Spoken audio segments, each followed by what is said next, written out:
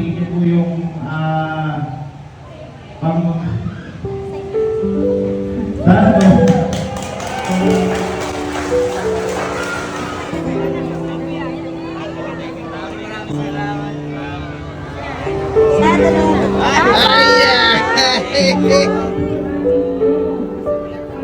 So, ngayong araw po, ito na po yung huling araw para sa mga ginagawa namin. O ito na yung panghuling mission namin. Gusto ko lang po sabihin sa inyo lahat na maraming salamat po sa sumuporta mula umpisa. Dahil ako po, maski sa sarili ko, hindi ko po akalain na kaya ko. Dahil akala ko nung kahit planado ko na lahat, madali na lang. Pero hindi rin po pala kasi may mga hindi talaga nasusunod sa plano. At nasa lahat yung pagod kasi tuloy-tuloy ito. Halos 10 araw kaming walang tulog. At hindi ko rin itatanggi sa inyo. Siyempre sa resources, hindi rin po siya biro kung paano namin to gawin.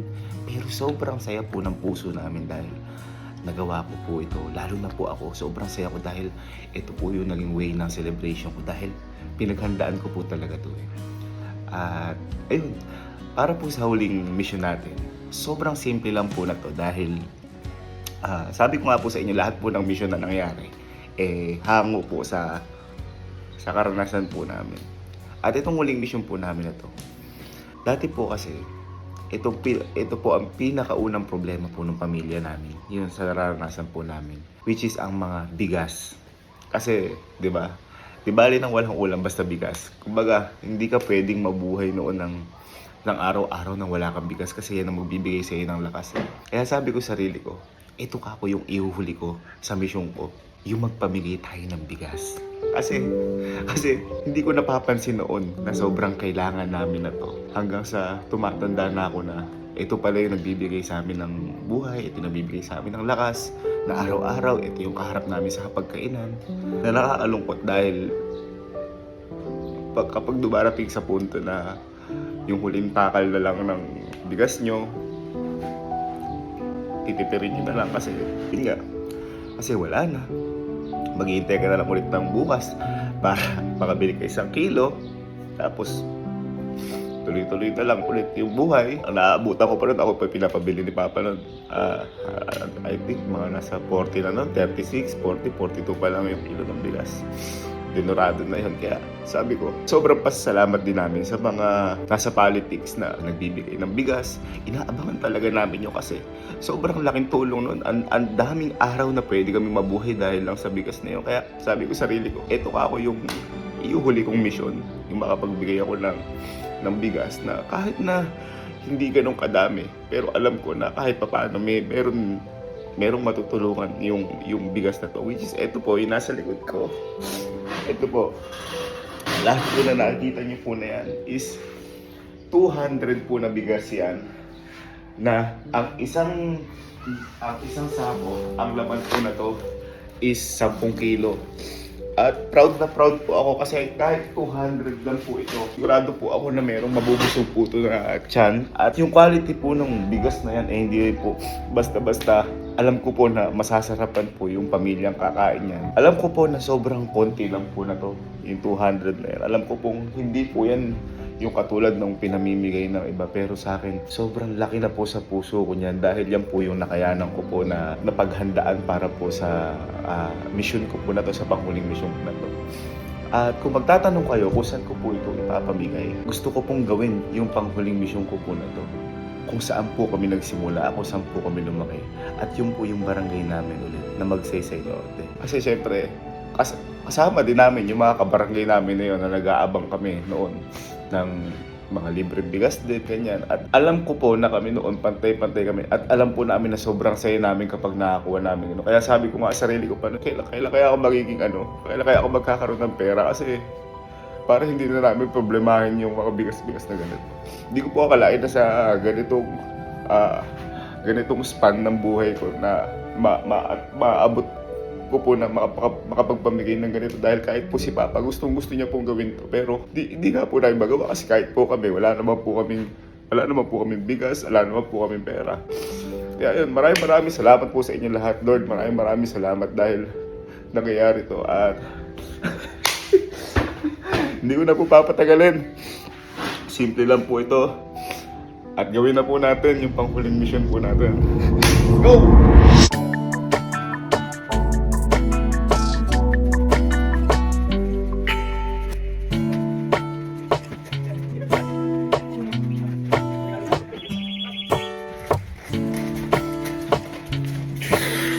Oh, 1, 2, 3. Sabi natin, huling mission. 1, 2, 3. Huling mission!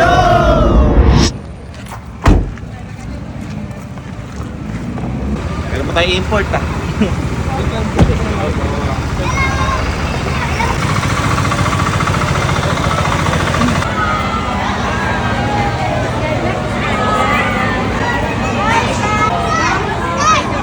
Natawagan ko po ang ating brother. Nagpunta kasi sa Wyoming. Sina Melna, sila hapon po. Sir Nadine, meron po papayala sa inyo. Dahil mga talagang idol na idol po kayo. Sino po ay talagang makita. Kaya yun po. Dito rin po natin sa talaga na nagagawin sa inyo. Kaya yun po. Kaya yun po talaga na nasusunod po kayo.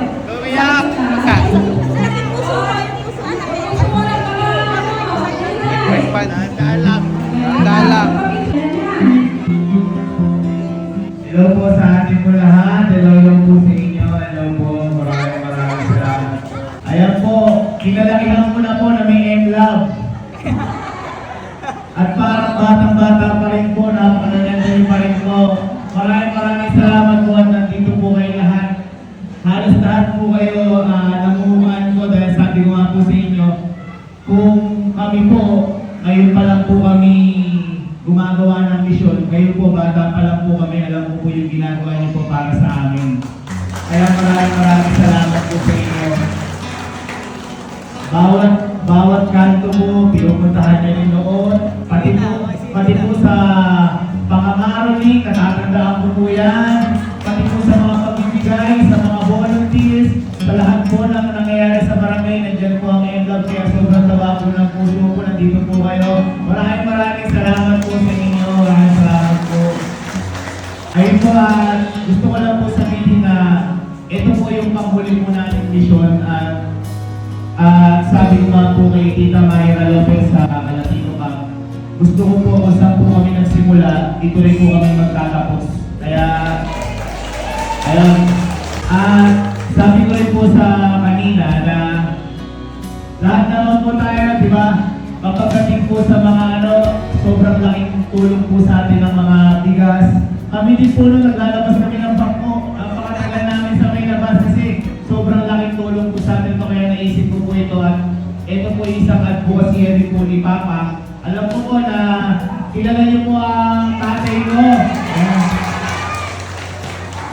Opo, yung tatay ko napakabilis po tumakbo nun. Opo. Huwag po kayong mag-alala. Dahil miss na miss niya rin po kayo. Dadalaw po siya sa inyo mamaya gabi. Hindi po, kaibigan sa po.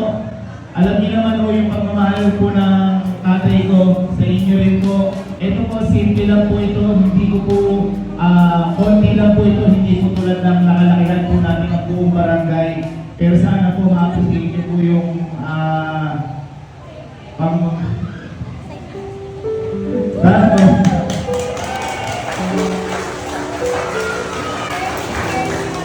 sana po makapagiging niyo yung pangmaligisyon po namin dahil hindi po siya biro kasi normal lang naman po aming mamamayan. Gusto ko lang po talagang laging balikan yung barangay natin dahil gusto ko lang po balikan yung barangay natin dahil dito po ako lumaki tsaka dito po natutunan lahat. Kaya maraming salamat po sa inyo and mahal na mahal po namin kayo.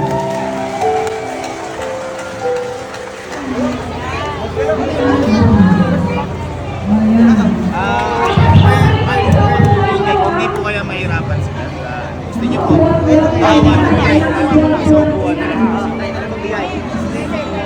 Sa upuan na lang, parang hindi nila gustuhan. Kami na lang po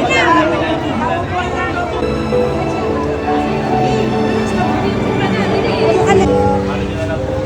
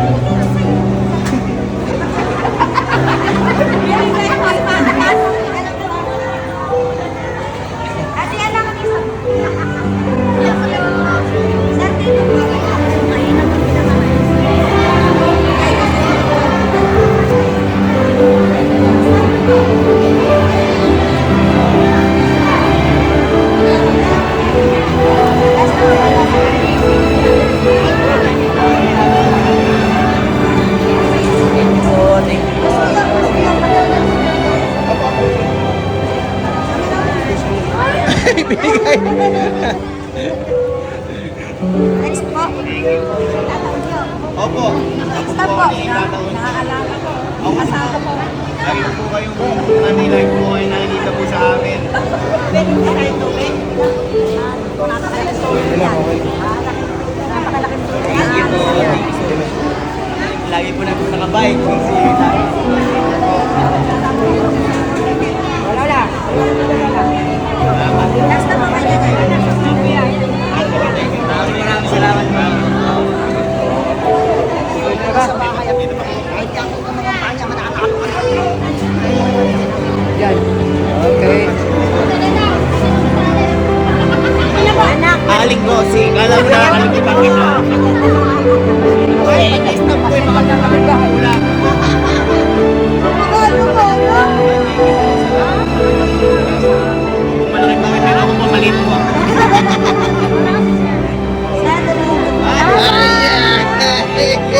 Okay na. Dahil na tayo dito, yung iba para sa mga tao. Ay, si Kuya Alvin! Kuya Alvin ko!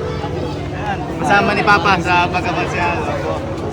Thank you. Again, Tita Kapitana, maraming salamat po dito sa ating barangay. Thank you so much. Opo. Maraming salamat. Pagod ka, boy. Boy, pagod ka. Papranking ko sila lola, sabihin ko salamat ka ako at tinanggap niyo yung buhangin.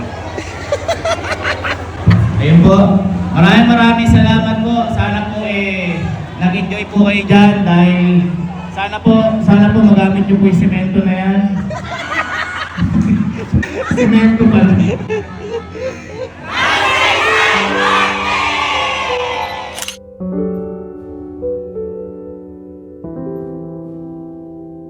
At eto, dito tayo magtatapos ang misyon. Kasama syempre ang tatay namin. Ayan. Papa, sana nakikita mo lahat to at alam kong tuwan-tuwa ka. At sana proud na proud ka sa amin dahil hindi rin pala biro yung mga ginagawa mo noon. Mas mahirap yung kay Papa noon kasi siya literal na walang pera. Pero tumutulong. Thank you so much, Papa. At sobrang saya ko din dahil natapos natin po yung mga mission na to na magkakasama tayo. Si Mama wala pa po kasi nasa trabaho pa. Ayun, guys, nasusunod muli na mga mission natin. Abangan nyo yan, hindi lahat nagtatapos dito, nagsisimula pa lang tayo. At maraming salamat po sa mga sumusuporta sa amin. Maraming salamat po sa nakiselebrate ng birthday ko. Mahal na mahal po namin kayo. At Papa, nagsisimula pa lang tayo. Happy birthday sa akin at mahal na mahal ko po kayo lahat. Ano masabi mo kay Papa Pedi? Ano, Daddy Pedi, diyan ka na lang, huwag ka na bababa na. Tama. Baka mamaya bumba si Papa. Matakot tayo. Sabi nga boy kanina nung nandoon yung isang kabarangay natin. Mabuhay ka Sir Gavin, mabuhay ka. Pati yung tatay mabuhay ka. Wag po. Sabi ko, nakakatakot. Ayos ba? Ayos. Ha? Ano sabi mo kay Daddy Pedi? I love you, Daddy Pedi. Yo.